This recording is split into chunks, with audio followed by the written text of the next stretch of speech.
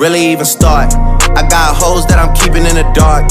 I got my niggas cross the street living. Bonjour, je m'appelle Pierre, j'ai 26 ans. J'ai été adopté à l'âge de 6 ans. Je vous souhaite la bienvenue sur Adoption, l'adoption au quotidien, la toute première chaîne francophone liée à l'adoption. Bonjour et bienvenue sur Adoption, la première chaîne dédiée à l'adoption au quotidien sur le réseau francophone. Alors je suis avec Pierre aujourd'hui, j'ai la chance de le recevoir pour parler tout simplement de son histoire en tant qu'enfant adopté. Donc premièrement, Pierre, bonjour. Bonjour Kevin. J'ai envie de dire c'est plutôt ta chaîne, donc merci de m'accueillir et de me donner l'opportunité de raconter finalement ton histoire et ton parcours avec les gens. Est-ce que tu pourrais peut-être partager aux gens peut-être d'où tu viens exactement, quelle est ton histoire derrière la personne que tu es maintenant? Ok, super, sans souci. Donc moi, comme vous le savez, je m'appelle Pierre, j'ai 26 ans, j'ai été adopté à l'âge de 6 ans. Et je viens en fait d'une région au Brésil, donc au nord-est, qui s'appelle Salvador de Bahia. Okay. Donc en fait, c'est la première ville africaine au Brésil. D'accord. Pourquoi? Parce que comme vous le voyez... Je ne savais même pas qu'il y avait une ville africaine au Brésil. Si, en fait, ce qui s'est passé, donc pour un peu raconter l'histoire, donc les premiers Africains sont arrivés au Brésil, à Salvador de Bahia, du fait de ma couleur. Et en fait, c'est une ville très africanisée de par son histoire, de par la culture, mais également de par les gens qui y habitent. C'est une ville festive, où il y a le carnaval, la samba et toutes les bonnes choses. Ok, écoute, ça nous permet déjà de savoir un petit peu d'où tu viens concrètement. Maintenant, pour revenir un peu sur ton adoption, c'est bien beau Salvador de Bahia, mais c'est parce que vraiment les gens veulent savoir finalement à travers ton histoire. Moi, j'aimerais plutôt savoir comment ça s'est passé pour toi. Qu'est-ce que tu as vécu en tant qu'enfant adopté?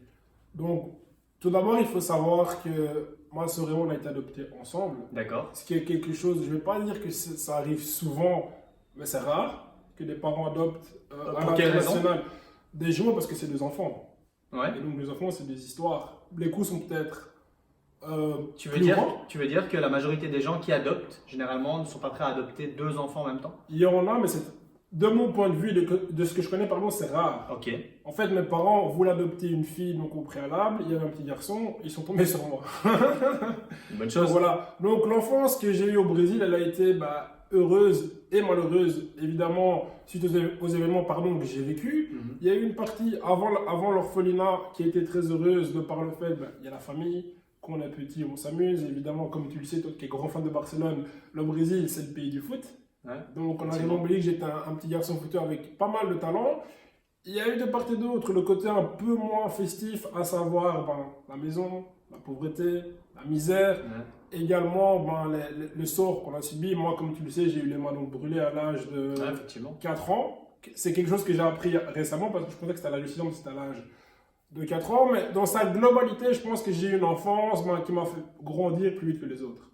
Pour peut-être aider les gens à réaliser ce qui peut se passer parfois à travers l'enfance d'un enfant adopté, et peut-être aider les gens à prendre conscience réellement qu'aujourd'hui, il y a des jeunes comme toi qui ont besoin d'être adoptés, peut-être parce que les conditions de vie sont peut-être pas propices à leur bon développement, ou tout simplement parce qu'aujourd'hui, ils n'ont pas la chance d'avoir l'opportunité que tu as eue à l'heure actuelle.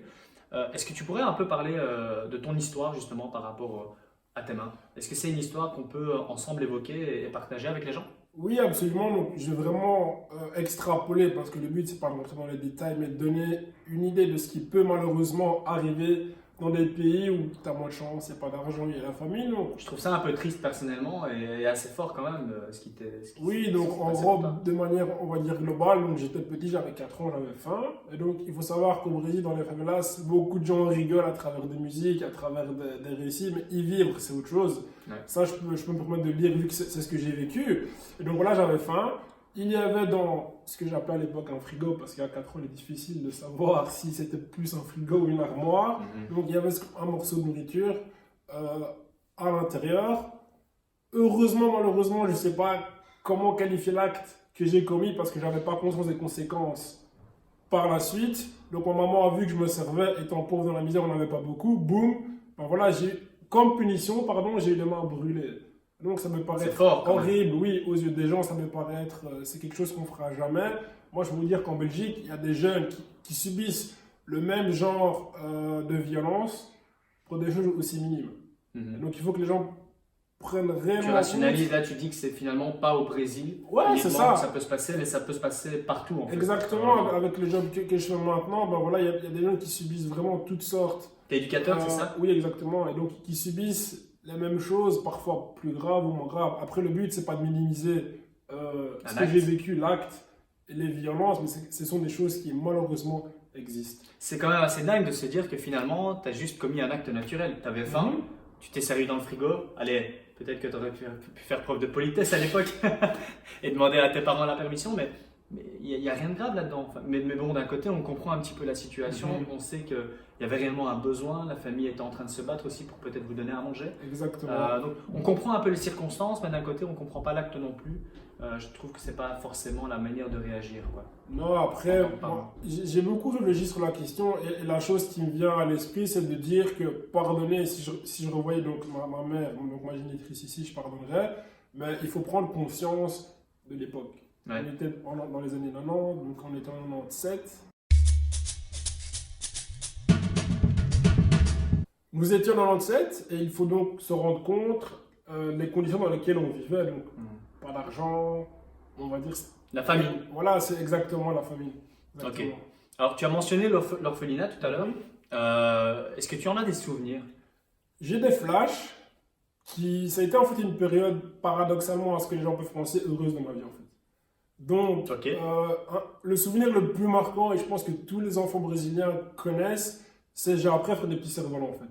Donc, après avoir mangé des papilles de bonbons, on faisait des cerfs-volants, on les faisait voler dans le ciel. Et j'ai également un souvenir qui a été marquant pour moi. C'est petit à l'orphelinat, en fait, on avait un rituel, c'était de monter des drapeaux sur un mât comme ça. Et c'était moi qui était désigné pour monter ces drapeaux sur le mât. C'est un souvenir que j'ai comme ça. Puis un autre, aussi drôle, c'est en fait, on crée des catapultes avec des chambres à air de vélo.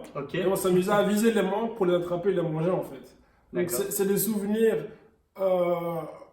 de bambin, il y a quoi, il y a plus ou moins 22 ans, mais c'est des choses qui m'ont marqué, qui étaient une période, j'ai envie de dire, assez heureuse, quoi. C'est assez marrant parce que j'ai l'impression que ça te caractérise un petit peu.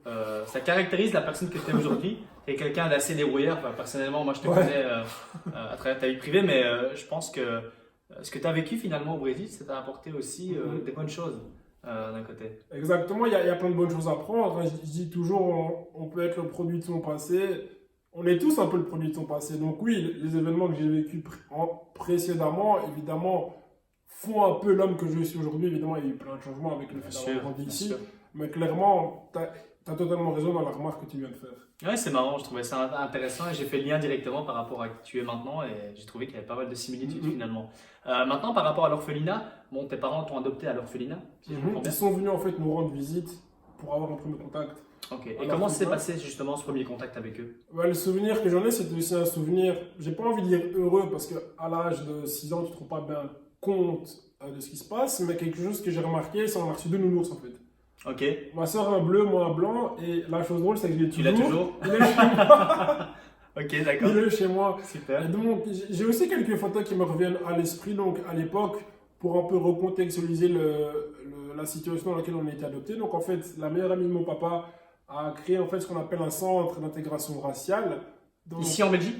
Au Brésil, en fait. Ah, au Brésil. Elle a fait une petite formation. Donc ici, elle a appris le portugais. Quelques mois après, donc, elle est partie avec des fonds pour ouvrir un centre. Et c'est par cet intermédiaire que ton papa, en fait, a pu t'adopter dans ce centre-là. Exactement. C'est grâce à ce centre-là dans lequel mes parents ont pu loger, dormir, qui appartenait à ma meilleure amie il y a une vingtaine d'années. Et donc, de ce centre-là, mes parents ont été intronisés à l'orphelinat dans lequel nous étions.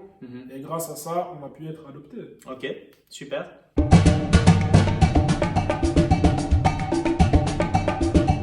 Et par rapport justement à cette période transitoire dans ta vie, est-ce que tu as réellement pris conscience de ce qui se passait à ce moment-là pour toi, lorsque tu as rencontré tes parents pour la première fois, lorsque tu as compris qu'il était en train peut-être de se passer, enfin je ne sais pas si à l'âge de 6 ans tu comprends vraiment ce qui se passe, mais comment ça s'est passé pour toi à ce niveau-là?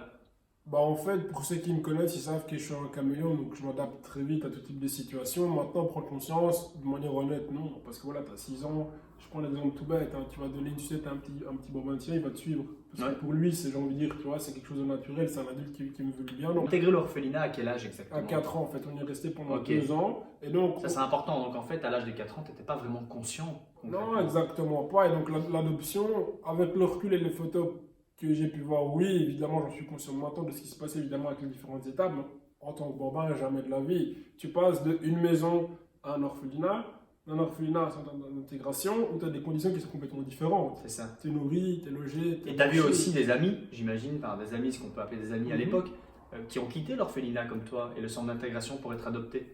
Ça, oui, il y en a eu, mais franchement, j'en ai aucun souvenir. T'en souviens pas? On était trop petits, tu vois, entre 4 et 6 ans, on va dire même cérébralement, tout n'est pas encore Non, formé, bien donc sûr. on était trop petits pour savoir, Bien pour sûr. s'en rendre compte. Bien sûr, Maintenant, bien sûr. je sais qu'on a été les derniers de cet orphelinat à avoir été adoptés.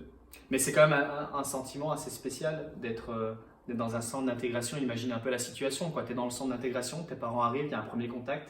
Et puis je sais pas comment ça se passe exactement, mais je pense qu'on aura l'occasion sur la prochaine vidéo de pouvoir voir en détail comment s'est passé finalement le déroulement de ton adoption, la transition du Brésil à la Belgique. Mais tu as des souvenirs quand même justement de ce passage du Brésil à la Belgique. Tu as voyagé d'un côté pour venir chez nous. Donc, ouais, je vais laisser une petite anecdote donc, pour terminer la vidéo. On aura l'occasion de discuter par après. Je me rappelle des heures qu'on a passées dans une boîte en carton à côté du bureau du juge. Parce qu'à l'époque, dans le bureau du juge. En fait, mes parents donc, étaient venus donc, au tribunal parce qu'il y a tout ce qui est papier à régler, donc pour tout ce qui est les papiers. Et ma soeur et moi, donc j'ai des souvenirs. On avait des ballons donc, en gonflable et on s'amusait avec. On était dans une boîte en carton et on s'amusait en fait. Vous étiez dans une boîte en carton. On se cachait, on s'amusait, on rigolait, on prenait des ballons. Ok, non, et vous n'avez pas mis dans une boîte en carton Non. Ok, ok. Voilà. Ok, super. Bah écoute, c'était un plaisir pour moi de pouvoir tout simplement te poser ces questions. Je sais bien qu'on rentre un petit peu sur ta vie privée, mais bon, finalement, ça fait partie de ton histoire, ça fait partie de la personne que tu es aujourd'hui. Et je pense qu'il y a plein de personnes qui, comme toi, aimeraient tout simplement partager également leur histoire. Donc, si vous voulez partager votre histoire à travers l'adoption, voilà, Pierre vous recevra avec plaisir. Il aimerait aussi qu'on puisse vous connaître, qu'on puisse tout simplement connaître votre parcours, la personne que vous êtes devenue aujourd'hui. Et sur la prochaine vidéo, on aura l'occasion de pouvoir partager ensemble un petit peu plus loin les détails de ton adoption. Et n'oubliez pas de vous abonner, surtout sur la chaîne. Si toi aussi tu as aimé cette vidéo sur l'adoption, alors je t'invite à la partager directement avec tes amis, ta famille ou ton entourage. Car grâce à toi, nous pourrions encore davantage impacter la vie des gens et surtout partager cette information avec un maximum de parents qui eux aussi souhaiteraient adopter. Merci et à bientôt. Really even start. I got hoes that I'm keeping in the dark. I got my niggas cross the street living